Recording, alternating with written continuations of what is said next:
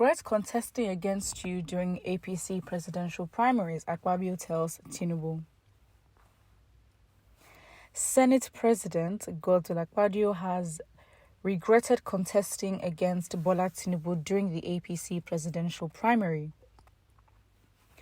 Akpabio stated that he and other presidential aspirants would not have contested the APC presidential ticket if they had known about his plan, I'm guessing Tinubu in this case, to move the country forward sooner.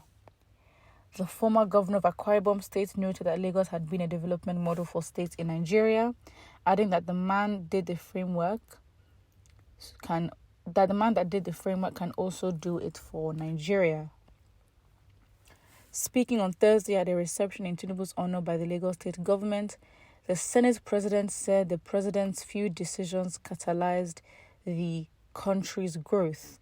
The former minister of Niger Delta reiterated his promise to work with the executive arm of the government to ensure that Nigerians enjoy the dividends of democracy. He said, with what the president has done in Lagos, we are assured that Nigeria is in safe hands.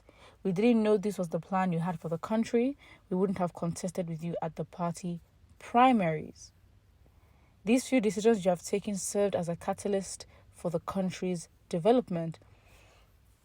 Very interesting. I think it's funny because he's only saying this now that he's Senate president. How convenient. He's also gotten a very good position, but saying it all feels too manufactured, right? Like how you get a position you didn't win, and the next thing he's coming out, Akpabio is coming out to say, you know what, I shouldn't have contested against you, It's like, basically, it's giving tones of sycophancy. It's giving tones of, eye service. You know what I mean? It's like, okay. So it just seems, in my opinion, also manufactured. Why is it convenient for you to say it now? After he has won or after? Because if you were not appointed Senate president, would you have said the same thing? Now that is the real question. And also, it's like, how do you expect us to believe that? And now the few decisions you have taken have served as a catalyst for the country's development. Development where and how?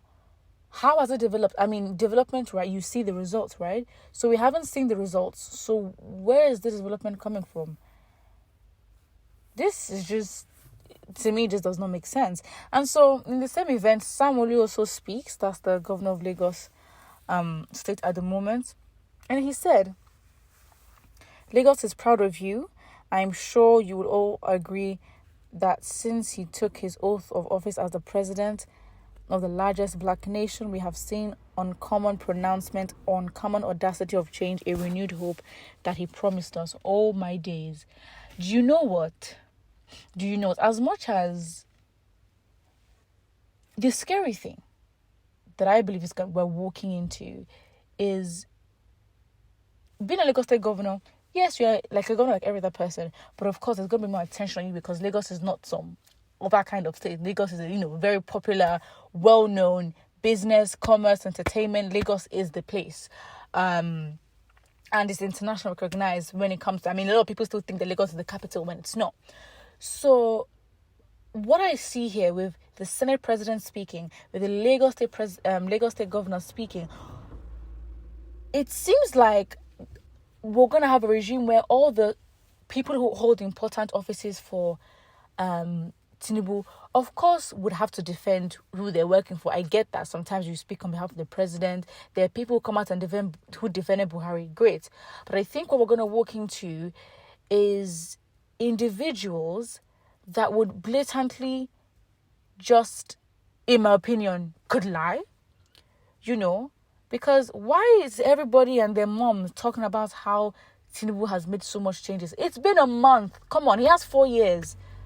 I don't understand. It's been 1 month. It hasn't even been 1 year.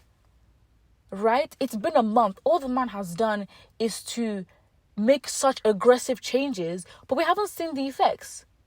So it's like saying, oh, wow. Obviously, yes, he's doing things. I'm not saying he's sitting down dormant, just sitting in his room. No, he's been traveling. He's been meeting up with, important dignitaries in the country.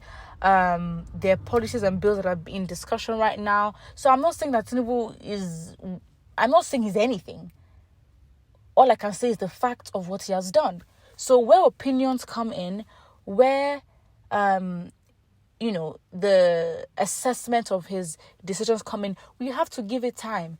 It's like, I don't understand. Is it for the recipient? Is it for the citizens or for the leaders themselves to decide where the development is coming from and how things are better? Who has the responsibility to decide that?